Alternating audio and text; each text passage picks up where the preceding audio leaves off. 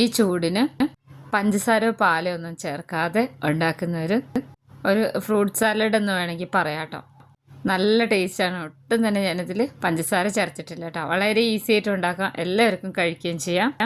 ഒരുപാട് ഇൻഗ്രീഡിയൻസ് ഒന്നും തന്നെ വേണ്ട. ഇതിനായിട്ട് ആദ്യം തന്നെ വേണ്ടത് 2 നല്ല പഴുത്ത റോബസ്റ്റ പഴമാണ് കേട്ടോ. നന്നായി പഴുത്ത പഴം എടുക്കണം, റോബസ്റ്റ തന്നെ എടുക്കണം. 2 എണ്ണം എടുത്തിട്ടുണ്ട്. 4 ആൾക്കുള്ള ക്വാണ്ടിറ്റിയാണ് കേട്ടോ എടുത്തിട്ടുള്ളത്. ഇതുപോലൊരു ഫോർക്ക് വെച്ചിട്ട് ഇങ്ങനെ ഉടച്ചെടുക്കണം.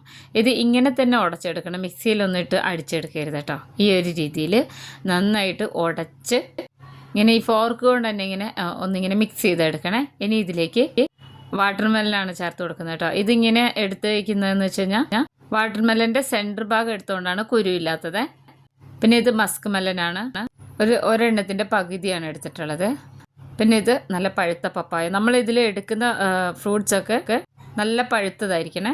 ഗ്രേപ്സ് ഉണ്ടെങ്കിൽ അത് ചേർത്ത് കൊടുക്കാം. ഞാനിപ്പോൾ കുറച്ച് മാത്രമേ ചേർത്ത് കൊടുത്തുള്ളൂ. പിന്നെ ഇതെന്താണെന്നറിയോ, ചിയാ സീഡും ആശാളിയും കൂടെ വെള്ളത്തിലിട്ട് വെച്ചാണ് കേട്ടോ. ആശാളി ഒരുപാട് ഹെൽത്ത് ബെനിഫിറ്റ്സ് ഉള്ള ഒരു സാധനങ്ങളാണ് കേട്ടോ. അത് ഒരു 2-4 സ്പൂണോളം ഇതുപോലെ ഒഴിച്ചു കൊടുക്കണം. ഇതിന് പകരം സബ്ജ സീഡ് ഇട്ട് കൊടുത്താലും മതി. ഫൈബറും പ്രോട്ടീനൊക്കെ നല്ലോണം കിട്ടും കേട്ടോ നമ്മൾ ഈ ഒരു ആശാളിയും ചിയാ സീഡും ചേർത്ത് കൊടുക്കുമ്പോൾ. ഇനി നമ്മളിതിലേക്ക് ചേർത്ത് കൊടുക്കുന്നത് ഐസ് ക്യൂബാണ് കേട്ടോ. അത് നമുക്ക് ഇഷ്ടമുള്ള അത്ര ചേർത്ത് കൊടുക്കാം. നമ്മളിതിലൊട്ടും വെള്ളം ഒഴിക്കരുത്. ഇപ്പം നമ്മൾ ഇട്ട് കൊടുത്ത പപ്പായ ഒഴികെയുള്ള ബാക്കി എല്ലാ ഫ്രൂട്ടും നല്ല വാട്ടർ കണ്ടൻറ്റ് ഉള്ളതാണ് കേട്ടോ. എന്നിട്ട് ഇതിനെ നന്നായിട്ട് മിക്സ് ചെയ്തെടുക്കണം. ഒരുപാട് ഐറ്റംസ് ഒന്നും ഇല്ലാതെ വളരെ കുറഞ്ഞ സമയത്തിനുള്ളിൽ നമുക്ക് ഉണ്ടാക്കിയെടുക്കാം. നമ്മൾ ഫ്രൂട്ട്സ് തിരഞ്ഞെടുക്കുമ്പോൾ കുറച്ചൊന്ന് ശ്രദ്ധിച്ചാൽ മാത്രം മതി.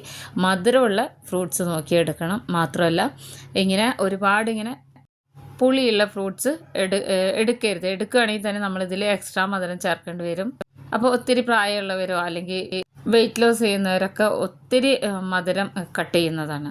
അപ്പോൾ അവർക്കും കൂടെ ഒക്കെ കഴിക്കാൻ വേണ്ടിയിട്ടുള്ളതാണ്. പ്രത്യേകിച്ച് ഇപ്പോൾ ചൂട് മാത്രമല്ല, നോമ്പ് കാലമാണ്.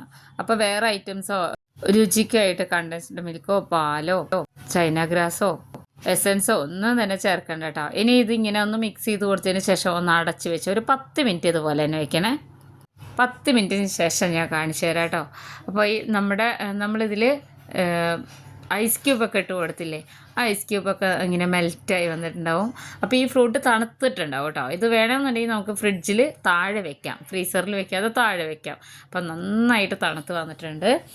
ഇതിൽ അത്യാവശ്യം കണ്ടോ വെള്ളവും കൂടെ ഇറങ്ങിയിട്ടുണ്ട്. വാട്ടർമെലൻ്റെ ഒക്കെ ആ വാട്ടർ കണ്ടൻ്റൊക്കെ ഇതിൽ മിക്സായി വന്നിട്ടുണ്ട്. പിന്നെ ഐസ് ക്യൂബൊക്കെ മെൽറ്റായി വന്നിട്ടുണ്ട്. ഒത്തിരി ഇങ്ങനെ തണുപ്പ് പോവരുത് കേട്ടോ. ആ ഒരു രീതിയിൽ നമ്മൾ വേണമെന്നുണ്ടെങ്കിൽ മാത്രം ഫ്രിഡ്ജിൽ വയ്ക്കാം. ഞാനിവിടെ ഒരു 10 മിനിറ്റ് പുറത്താണ് വെച്ചിരുന്നത് കേട്ടോ. അപ്പോൾ നല്ല അടിപൊളിയായിട്ടുള്ള ഫ്രൂട്ട് സാലഡ് ഇവിടെ റെഡി ആയിട്ടുണ്ട്. നല്ല ടേസ്റ്റാണ് ഇത് കഴിക്കാൻ കേട്ടോ. പ്രത്യേകിച്ച് മണമൊന്നും വേണ്ട. ഇതെല്ലാം കൂടി ചേരുമ്പോൾ ഒരു നല്ലൊരു മണമാണ് ഇതിനുണ്ടാവുക. നമുക്ക് ഇഷ്ടമുള്ള ബൗളിലോ ഗ്ലാസ്സിലൊക്കെ ഇങ്ങനെ ഒഴിച്ചു കൊടുത്താൽ മതി. അപ്പോൾ വീഡിയോ ഇഷ്ടമായ എല്ലാവരും ഫോളോ ചെയ്യാൻ മറക്കരുത്. ഫ്രണ്ട്സിനൊക്കെ ഒന്ന് ഷെയർ ചെയ്ത് കൊടുക്കണം.